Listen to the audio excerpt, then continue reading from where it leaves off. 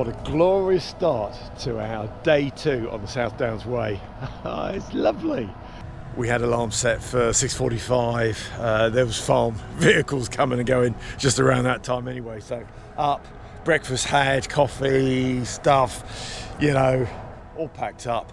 And it's just on 8 o'clock, so we're off. Hi, I'm Warren Brandon. Welcome to another Linleys video. Someday. Oh my goodness, he's singing. Who's a happy boy then? Who's a happy boy? We are off on day 2. Whoop, whoop, whoop. We're in good spirits. I think it's too early. Too early I'm to. not awake. No. So that was Meon Springs. That was good. That was an extra little delight actually. Hadn't planned that in. Pleased we pushed on. Had that meal last night. I hope you are following along with this mini-series. This is part 2, obviously. Right, fact number 16 coming up. Dan's excited. Yes! Yes! Do that again. Oh shit, almost dropped it. In my excitement. Right, here we go. Do it again then. Yes! So, fact number 16, well, mile point 16-ish plus a bit. That campsite was actually Meon Springs, and checking the internet before, there was no indication that it was for camping specifically, but lots of information about the way they are regenerating that little part of the valley. Sort of, what is it called? Re-wetting or something? Rewilding. So they have spent a lot of time and money changing back the course of the source of the Meon River there from the springs. Instead of what had been done for what seems to be centuries, sort of made into like a narrow cut, straight-sided canal where the water just runs off dead quick. They've dispensed with the straight cut and made the river meander, much more original sort of condition. So there's wetlands, there's those ponds they've introduced, whole load of lovely stuff.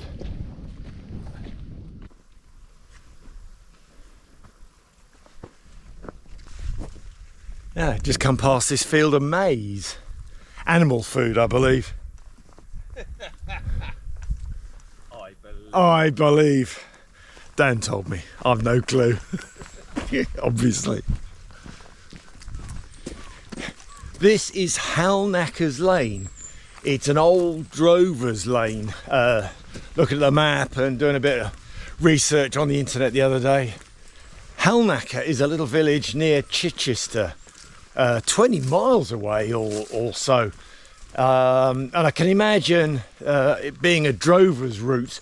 There was evidence of it being a drover's route from the south, Chichester, etc., Halknaker, and all the way potentially up to Farnham and London. Tortuous route, not like any kind of modern clear way through. Tortuous route, but staying on some slightly higher ground, so the soil wouldn't have been all boggy for the cattle to be transported along north for market. There we are, another interesting, gripping fact. I haven't got my round of applause from Dan yet. He's not heard me do that. Oh dear.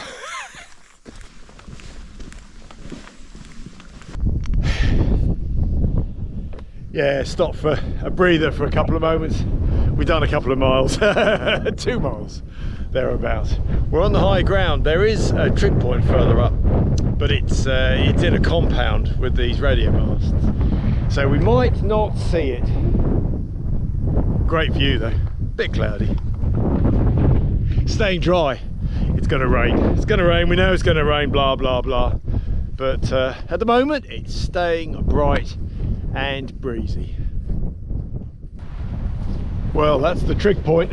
Can't get to it. Another bit of a view there. I don't think we can get to it. Shame, never mind. On the top of Salt Hill. Well, we're just beyond Salt Hill actually. These are the radio wireless masts.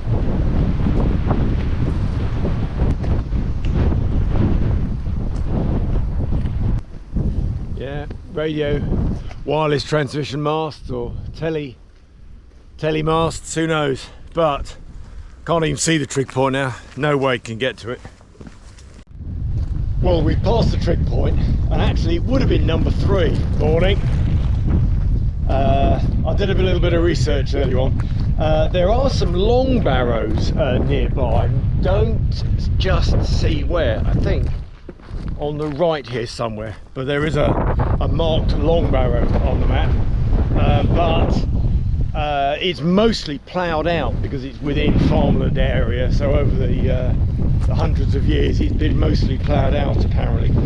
So the trig point, I'd forgotten this. But looking at my notes, the trig point is actually within an area that's right to roam. So technically, although it doesn't seem to be any way of getting there, the trig point is on land that is accessible. But we haven't got time to faff about with searching out a trig point, so we're passing it. But the trig point is at 234 meters, so it's the highest ground so far today.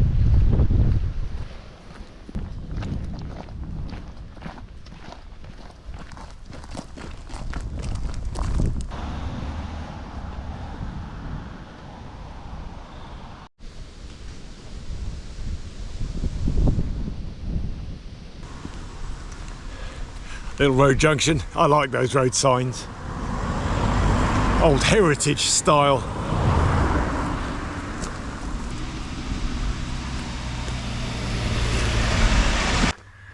We just stopped for more water. Another interesting fact for you. Here we go. So we've just gone past Leydene Park. I'm not sure if it's a country park or Leydene Park. It's marked on the map quite clearly. And I'm not quite sure when it was built. There's a main manor house there, so it's not new. Maybe it goes back 100 years or so, I don't know. But at the time it was built, an L.H. Tyrode wrote regarding this house: no larger private house has been built for at least half a century, nor has one been built since. Well, how about that? Leydene House was built by Viscount Robert and Lady Peel in the years following the Great War. Oh, okay, following the Great War. There we are. 1913. The Peels bought over 10,000 acres of land in this area, East Meon. And in the spring of 1914, started building Leydene House at the top of Hyden Hill, which is just here. Lord and Lady Peel took over a farmhouse while their main residence was being built. But the war came along, First World War came along, and everything had to stop, of course. After the war, they continued building their main residence, and they imported limestone from Belgium. It came in, obviously landed at Littlehampton, brought up to Havant by train, and then by lorry. Then during the Second World War, in 1941, Leydene House was, and its grounds were occupied by the Royal Navy as a land-based naval station for its signalling school during the Second World War. And the site was then called HMS Mercury. Lots of fascinating information about key features along our walk.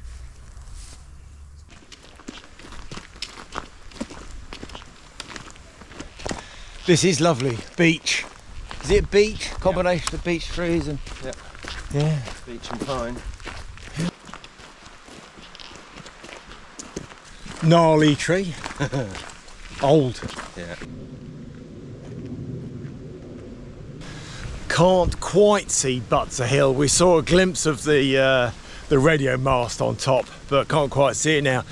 We just left a long stretch for mile point 20 with Hyden Wood on the right. Beautiful section of beech woodland, and now we've broken out into open skies. A bit threatening. There's a hint of dampness as well, but it's holding off at the moment. Yeah. Butser Hill, there it is, with that big staunch anything with a wireless mast.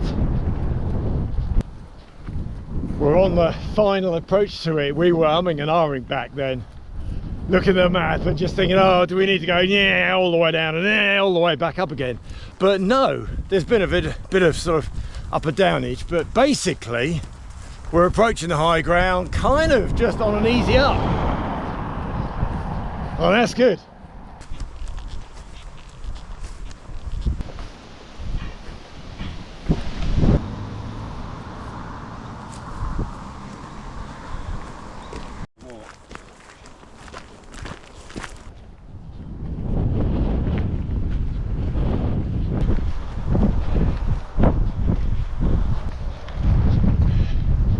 Just taking a short diversion to check in with the trig point. Got to check a trig in. Really, it's the highest one on the South Downs Trail, just up here.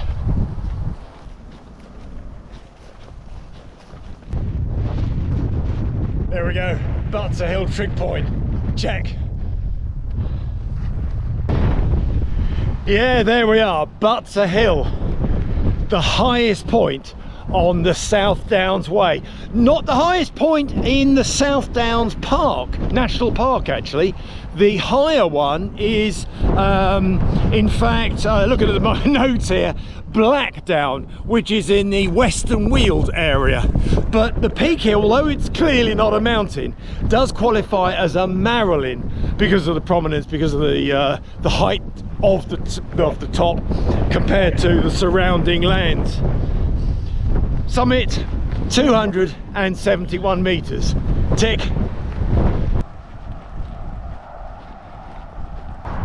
Just coming off the side of the hill here, very chalky, really bright white chalk. The A3 lies just ahead, noisy, busy road, but such an important connection between London and the south coast.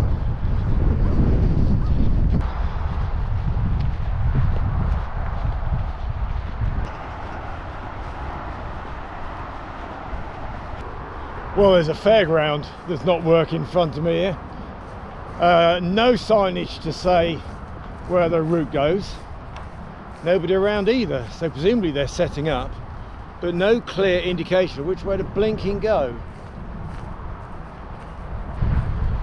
Well, I don't know if they're setting up or packing down. Who knows? South Downs Way? It is indeed. Yes. All is good? All is good, it's going to plan. Are you setting up or packing down? You're setting up. Oh, setting up. Oh, nice. Nice. Okay, so which is the South Downs Way route? So, you have to go back out that way. Oh, I don't want to go back. Where's the signage? It's on the front there, actually. So, I looked, didn't see any signage. Not even the massive one, the site safety one. I mean, I even vlogged to say there wasn't anything, so no. So yeah, I'll have a look. But if you go back out there and then just down this right hand side. Okay. Because at the minute, technically, it's a working site, so we can't have anybody in that isn't working. Nobody around though. Pardon? Nobody around though. Loads of people. Oh, fine. Just the other side of this massive Ferris wheel. Massive Ferris wheel. Fine. Yeah. I'll go with the flow, mate. Have a good one. Take yeah, care. alrighty. So here, turn right. Yeah, turn right and then just down this Okay. Thank you, mate. No worries. Signage. Where's the signage then? I looked.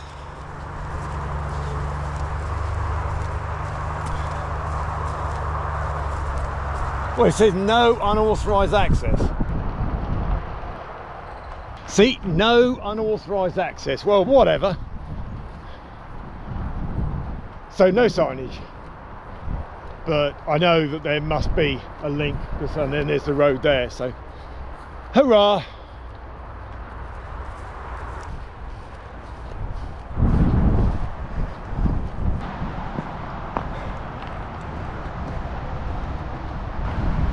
This is the old bit of the A3. You see the cat's eyes down the middle, just like a single carriageway each way, you know, south, north. And that bit up there, that road up there is the, that you can hear, is the main A3, the new version, dual carriageway.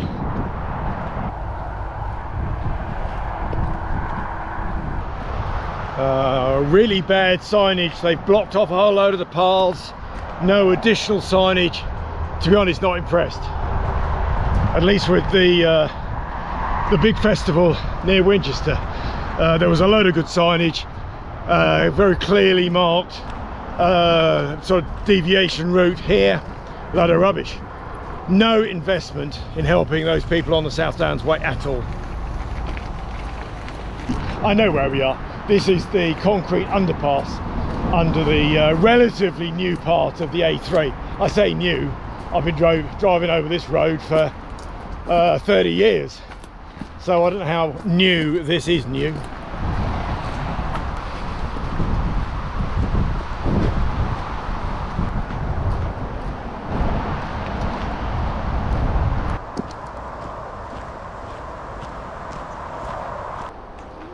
Stopping here for coffee and some lunch. Queen Elizabeth Country Park Cafe. And it's open. The last time we were here, it was actually shut, and a very nice chap sold us an ice cream. So where are we now? Here. Yeah. So it should be 8 miles, but it's only 6. I say Beacon Hill is at 15. Beacon Hill's at 29. I've just seen it.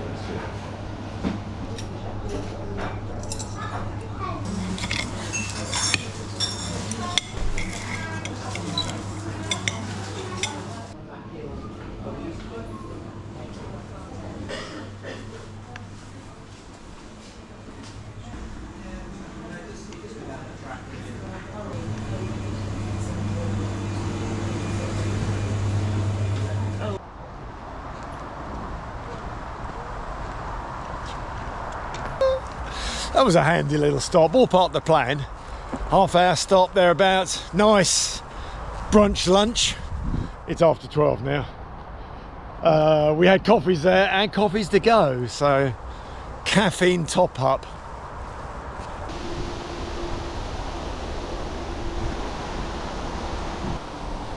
Yeah, Queen Elizabeth Country Park is lovely here.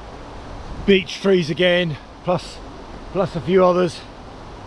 Beautiful, but the rain has started. It had just started getting a little bit wet when we left the cafe, but now it's raining. So it may be a case of popping on some waterproofs.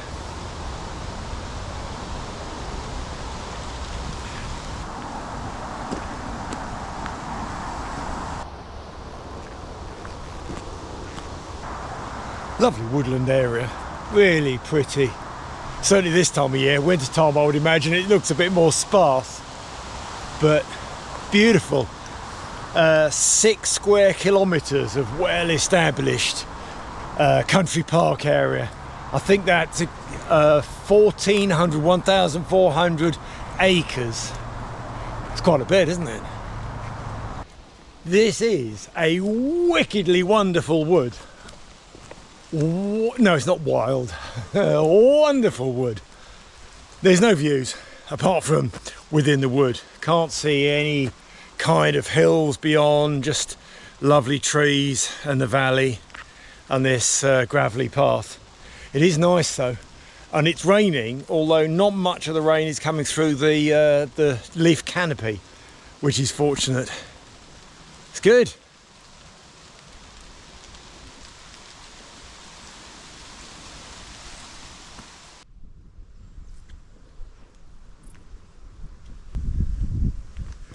Another one of those really old country style signposts.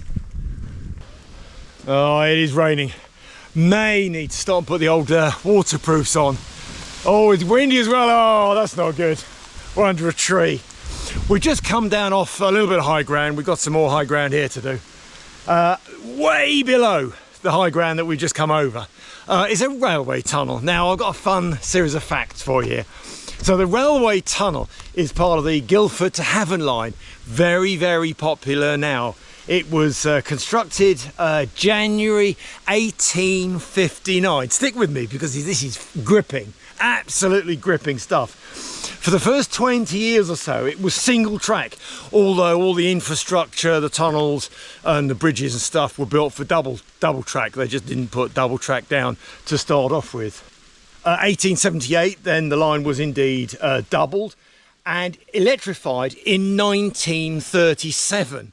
And with the electrification and the doubling of the track, it became much more of a sort of a fast route from London through Guildford down to the south coast, Havant, and actually then onto Hayling Island as well. There was a little junction at Havant. Dan's up ahead. I stopped to change a battery. And it's a bit wet. I should have put my poncho on, but I thought it was easing, but it's not. I've just got this sweat layer, this base layer, so it'll dry quickly, and it's actually not getting wet. If I put the poncho on, I will sweat. So probably best left off for the moment. But we are approaching mile point 25, and that is a quarter of the way. Must say I'm tired. My feet are sore, but my feet always get sore on any kind of long walk. The rest of me is okay. Energy levels, yep, fine. Water and food, yep, just fine. Legs and thighs, yep, okay. Tired a bit, but okay. Back, fine. Shoulders, yeah, a little bit tired. Not that you needed to know all of that check-in, but it's worth kind of double checking these things. Happiness factor, yeah, Dan and I are having a good laugh together, so all is good at the moment.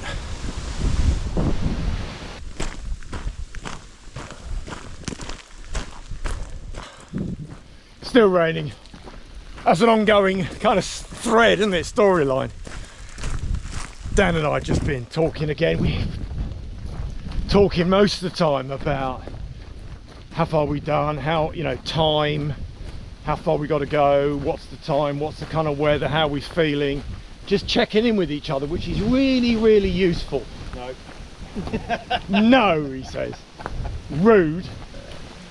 But it's kind of a shared responsibility. It's just checking in with each other and motivating each other. Yeah. Well, I say motivating. He's not motivating me. I am. He's moaning. I've given you a joke mile. He has actually. I jest. We've done very well, haven't we, Dan? Really? Yeah. You speak to yourself. Yeah, all right then. There's a lot of this sort of banter. To be honest, you need a bit of banter, a bit of jolliness to kind of just keep you going. But we do, don't we, Dan? Yeah. Just kind of spring off each other. Has to be motivation. Yeah, he's been doing jokes. I won't recite any of them. I don't think I could recite any of them. I actually on YouTube. Okay. The traffic light one, yeah, maybe. Don't look, I'm changing. Yeah. That's a kiddie joke. It is. Yeah, my fun facts, which I know, thank you followers, subscribers, I know I'm going to get a plethora of praising. Am I? No, I'm not, am I? You're going to get a lot of people fading to white. Fading out, yeah. I spent most of a day researching 100 facts. I know I did. I know. All in preparation. All for fun. On we go.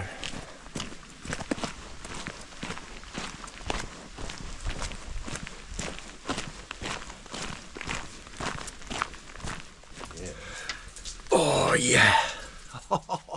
We got some shelter. And we got cake. You're diving into your cake already. Right. Yeah, we bought extra cake when we stopped for lunch. Takeaway cake. Cake to go. I've got to get mine out then. Here we go then. Got mine. It's a bit mullered. It's a bit crushed in its box, but it'll go down nice. Is it good? Oh yeah. Right, Dan's got his waterproof on. And before I turn the camera around, are you ready? Are you ready for this good look? Here we go. Yeah, hold that. What does that look like? That is amazing. Yeah, we've done that now. I like the orange mini skirt. Yeah. Oh dear, oh dear, oh dear. Not a good look. Anyhow, that is really bad. Why did I buy orange? Right, the rain has set in. We stopped under a little sheltery thing. Had our cake to go, and now we're cracking on.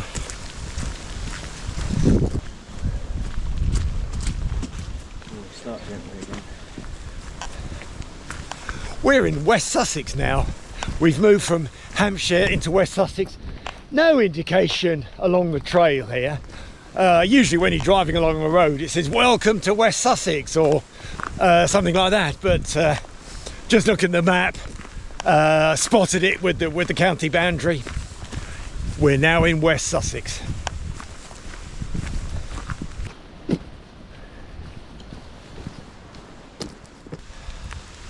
We're just past milepost 27 and we're very, very near a little village called South Harting. So another fact coming up for you.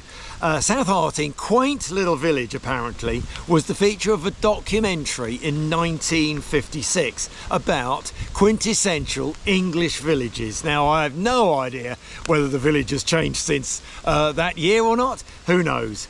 In the village there is, however, a church. Well, that's not surprising, but the interesting matter is that the church spire is very unusually covered in copper. So it's a copper covered spire instead of like tin or lead or whatever normal church spires are covered in. And in the church there's on display the pen, paper and weighing scales for postage used by the Victorian writer Anthony Trollope. Now there we are. You didn't know that, did you?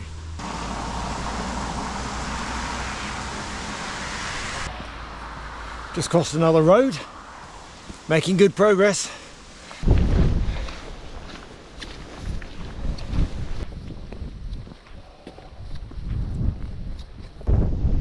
Harting down. Mile point 28. Can't see anything, we're in the cloud. Harting Down is recognised as one of the most beautiful sections of the South Downs Way. I suppose because you're supposed to be able to see great views from either side. There's a downland, we're along the ridge here, so there's a valley off into the distance and below there, and then similarly on that side. We're in the cloud here, so can't see anything.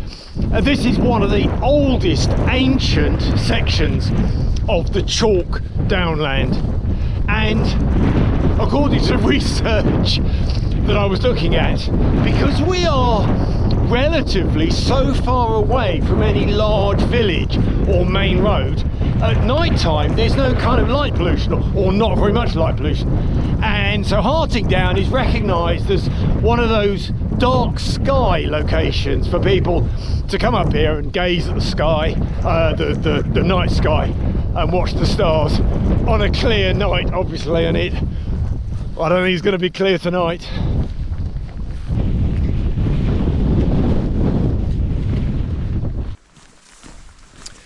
This path is really slippery. Of course it drains well, and we're up on a crest here. The ground drops quickly down there. I can't see over there, but so it drains well, and chalk drains well, but it's really slippery, really slippery. Just come down a long kind of easy graded path. That's the thing with these South Downs.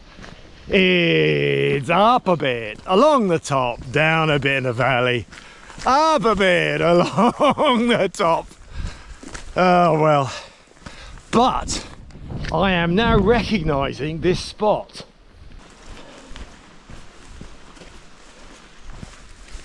Yes, there's a junction marker with a little bench or something that I remember. Dan and I, when we did a cheeky wild camp up on top of Beacon Hill, which is next, we came down this way, joined up with this junction, and then headed off down a little gully back down to the village, where we parked just for an overnight.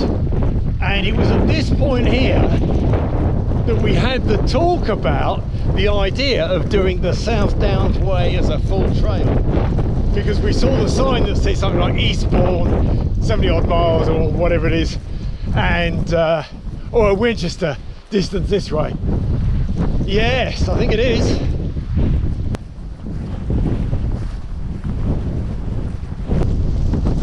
Yeah, and that's the gully we went down after our walk off the top, down to here, and then down the gully cut.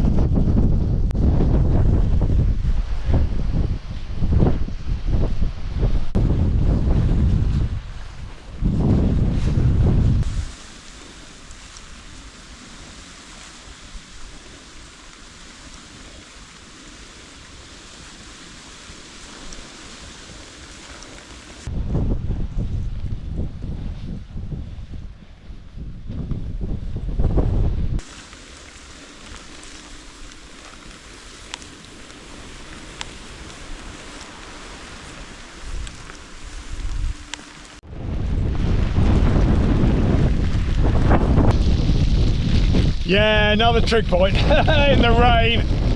Grim.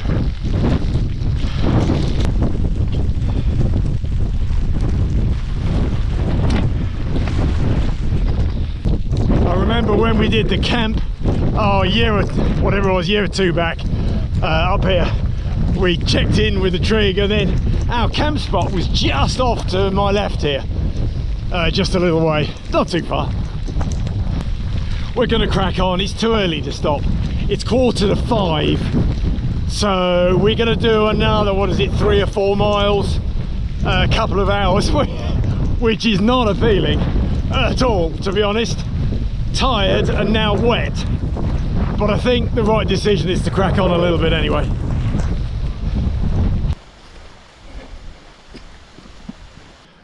Oh, another chalky path, but all the runoff is making the water trickle down white, creamy white, with all the chalk that's been picked up.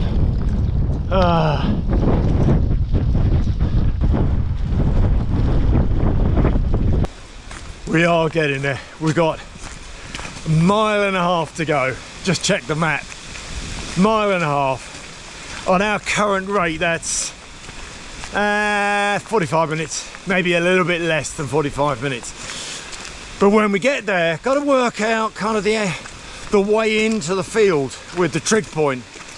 When I was there, I don't know, 2-3 weeks ago, I came in from the other side, the Cocking side, Cocking village side, and we came up, James and I came up, and then turned right into the field. So from this direction, got to turn left, and I'm hoping there's a gate sort of on this side of the field. Otherwise we've got to just go kind of past the trig point a bit and then cut in. I'm hoping the grass is not too tall, or we don't know, do we? So we'll have to make it up as we get there.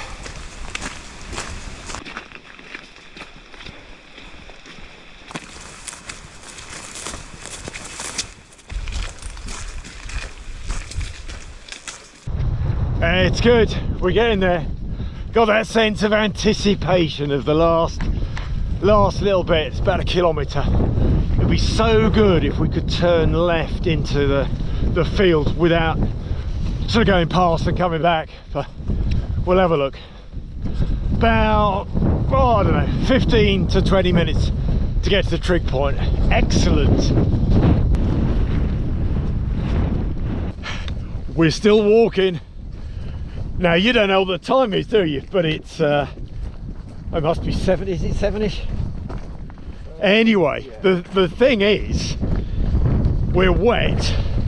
We were walking past the field that I had sort of earmarked, or we'd earmarked, of wild camp, and realised that actually there were sheep in the field, which was not right, really, not really into doing that. It's clearly a farmer's field that's in use, and it just didn't seem right. Dan and I were talking about it, and he's right. He was saying, well, I'm not sure. And I wouldn't have been comfortable, but I think I'd have just done it. If I was on my own, I don't know really. I just might not have been happy, but we've been talking, and a bit of mutual Googling. Dan made a phone call to a local farm, campsite farm, just off the main road south of Cocking. What is it called? Manor Farm? Manor Farm. And the lovely lady there said, yeah, we do camping. Excellent. And then Dan continued the conversation and said, well, what else have you got? And there is what she called a cabin. I think it's going to be like a hut or like a shed, whatever. It's somewhere that we know we can use. We're going to be comfortable, dry. We can just, lay some stuff out. But the downside is we got 2 more miles to walk. We've done probably about a mile. 1 more mile to go. And also, although the cloud is still around, it has actually stopped raining. It's starting again. Oh, is it? You think? About 8 o'clock. Oh, 8 o'clock. Yeah, so It's going to be heavy. we'll be down by then. So good move. Good move. Good bit of Googling. Good bit of dialogue, discussion along the way, and a good phone call. So Dan, well done with all that. That's good. Last bit. My feet hurt. His feet hurt, my feet hurt.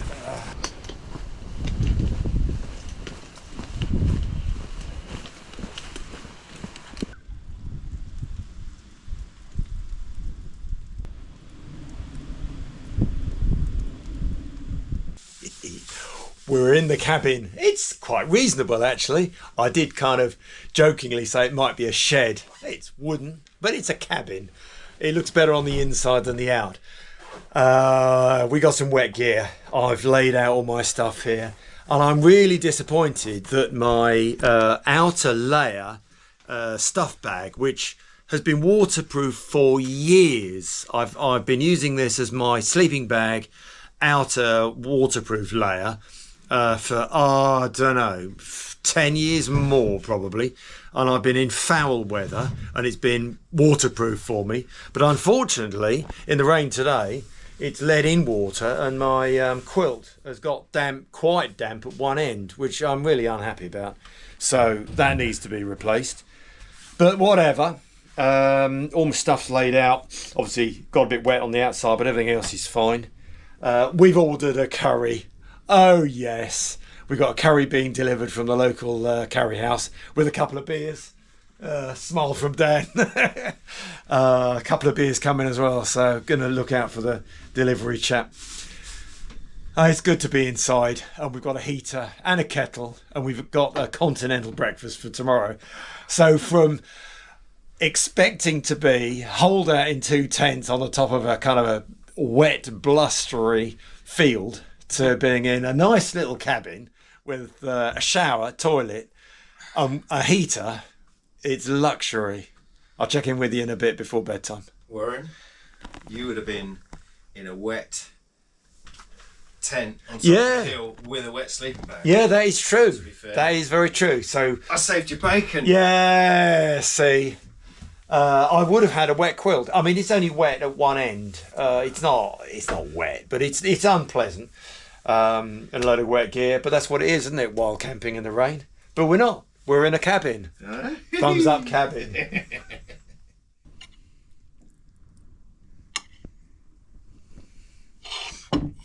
Yeah. Cheers, mate. Cheers, eh?